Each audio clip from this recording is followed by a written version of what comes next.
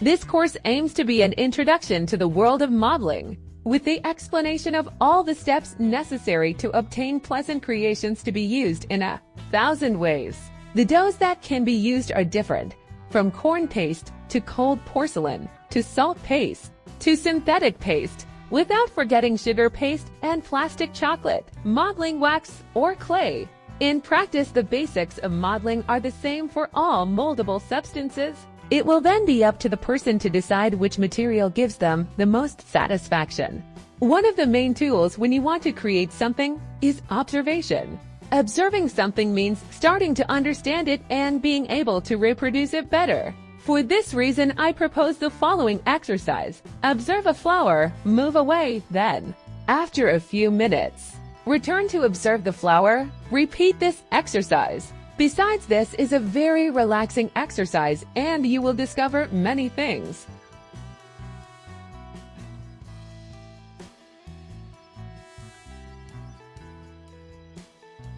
To get a good cold ceramic dough, you will need a non-stick pan and a wooden spoon, vinyl glue. I use blue cap vinyl, some corn flour or corn starch, which you can find in any supermarket, some Vaseline oil at the supermarket or in the pharmacy, and hand cream.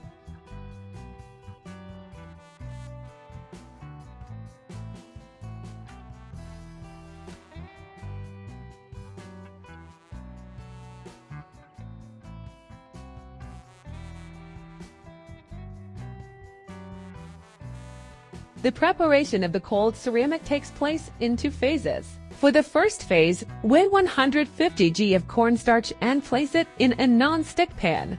Add 250 grams of vinyl glue and start mixing. Incorporate a spoonful of Vaseline oil, which you can easily find in the pharmacy or even in the supermarket. Vaseline oil is used to keep the dough soft. If you want, you can add a few drops of orange essential oil or other essential oil. Mix very well and put it on fire.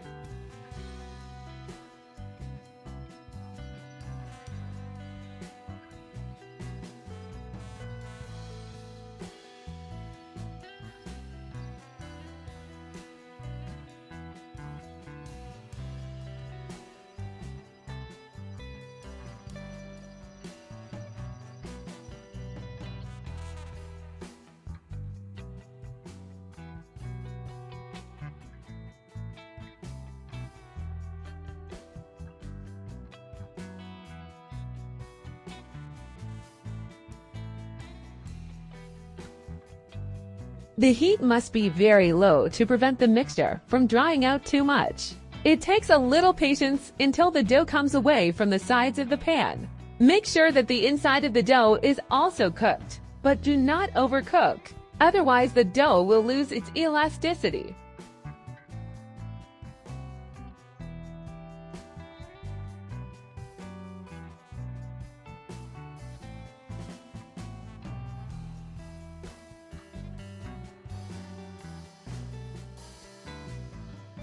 At this point, remove it from the heat and mix it a little more using the cream, trying not to burn yourself.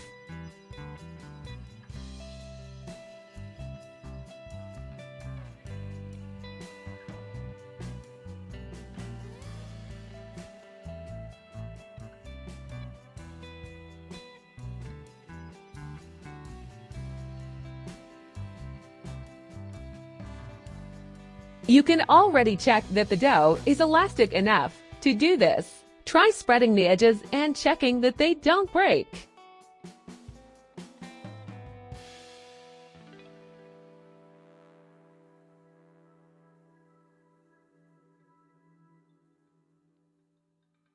Place it to cool in cling film and then again in a plastic bag. When the dough has cooled, you can move on to the second phase.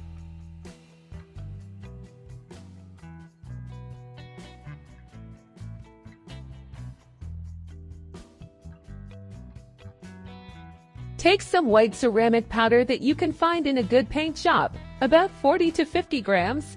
Add a teaspoon of white acrylic and 2 to 3 tablespoons of water. Mix well. This is done to give the mixture a greater consistency and make it more similar to ceramic.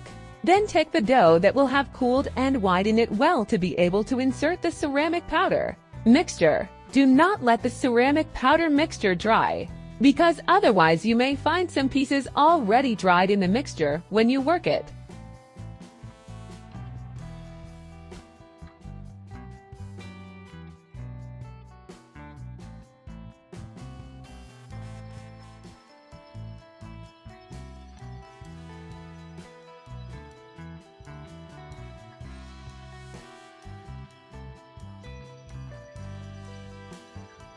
Wrap everything again in cling film and then in the bag, if stored well.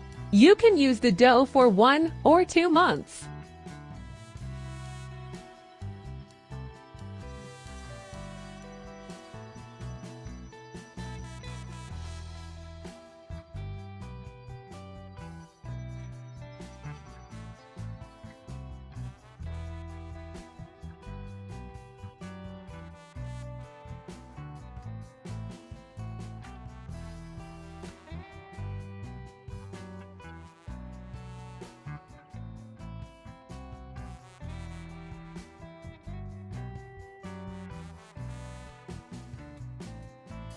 There are various types of rolling pins on the market: wooden, small and large, and polyethylene. In particular, I want to mention the DAS rolling pin with 3 pairs of rings of increasing diameter of 2.5, 3.5 and 5 mm. If you don't have an adjustable rolling pin, you can prepare shims with cardboard. Place the dough between the guides and flatten it with a rolling pin.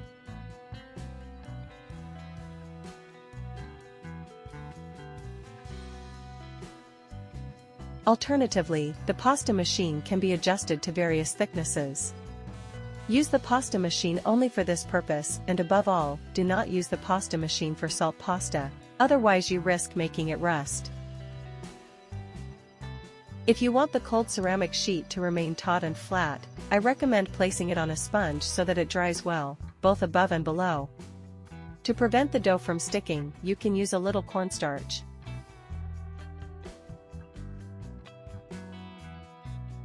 A smooth-bladed knife and a pair of scissors that you can use to cut the dry pastry will be useful.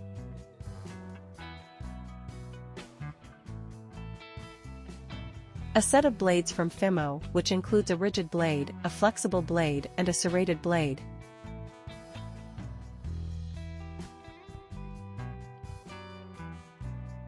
The rigid blade is good for cutting straight dough, as in the case of mosaic or brick tiles. Here is an example of how to cut out mosaic tiles. In this case, you can use a 1 cm squared sheet of paper and a plastic folder as a ruler to prevent the dough from sticking to the paper. Place a sheet of pastry that is not too large and follow the lines of the squares.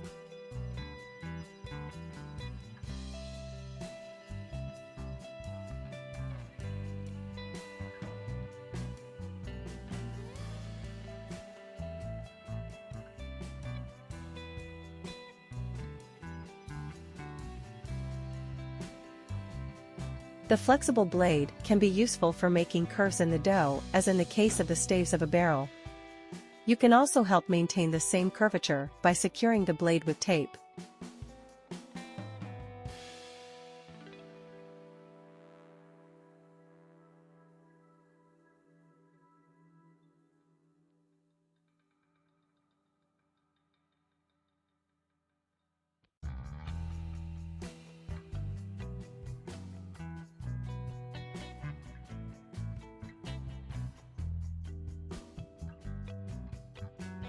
The serrated blade, on the other hand, can be useful for making jagged edges like a rose leaf. There are various thicknesses and types of wire: iron-colored, copper, silver, or covered with green or colored plastic, and they will be useful when you want to make hooks, to create structures on which to build, for jewelry and for other uses. They are easily found at the hardware store, but also at the supermarket and hobby shops.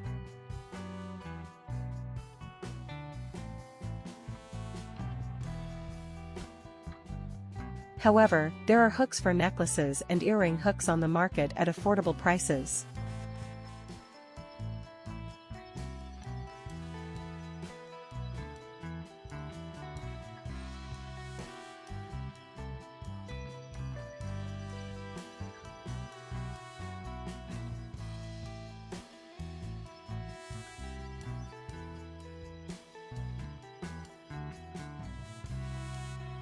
To make simple hooks, for example to hang your creation, you will need thin or thick wire, pliers, and something to wrap the wire around. For a simple hook, which works well for a light object, you need to take a piece of wire, wrap it around a pen or the bottom of a brush, twist it, and insert it gently.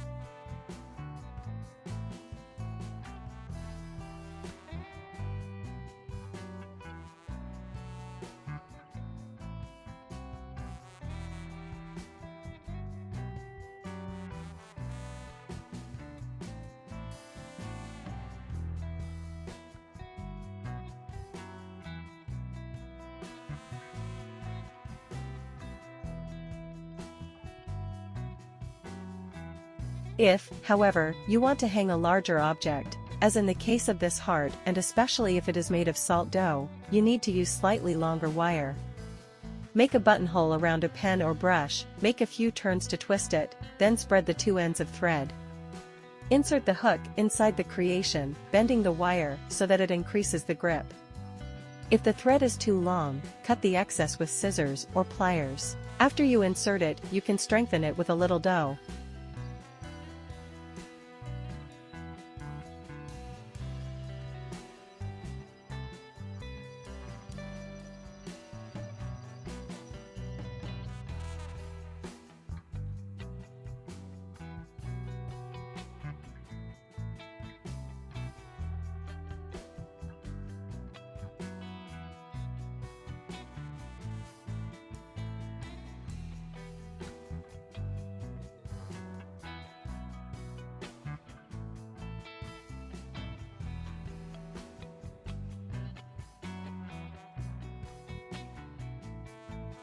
Among the other tools that will be useful to you, you will have pliers, a garlic press that you can use to make doll's hair and for other work.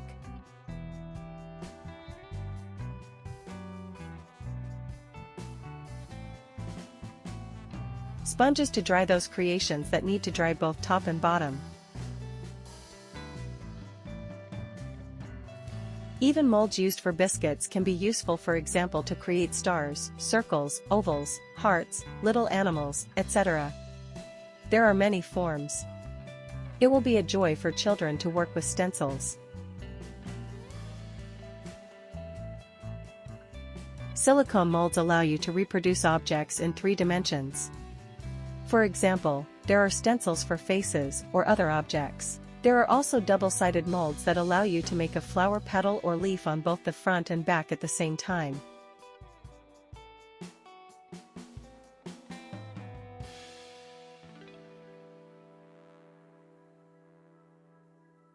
You can use these molds with various materials, from cold ceramic, to sugar paste, to Fimo, but also with plaster and other modeling materials.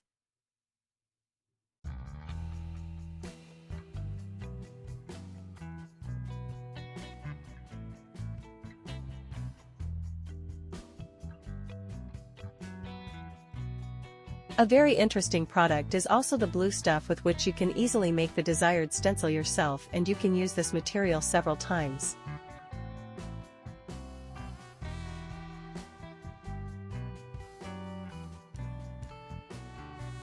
Don't forget toothpicks and skewers and marbles, or a rolling ball, to thin petals and leaves.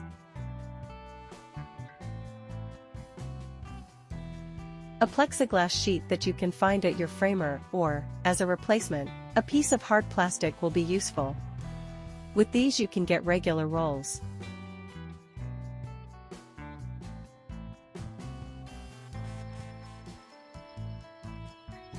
You can use tips, balls, plastic doilies, and other objects that leave an imprint on the dough. For example, jute, woven fabric, shells, etc.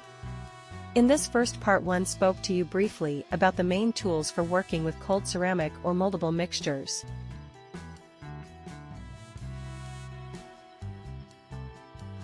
In addition to these, you can find others useful that are mentioned gradually when making particular creations. In the second part we will see the colors, which are the main ones, what type of colors there are, how to create particular effects, and much more. See you next time.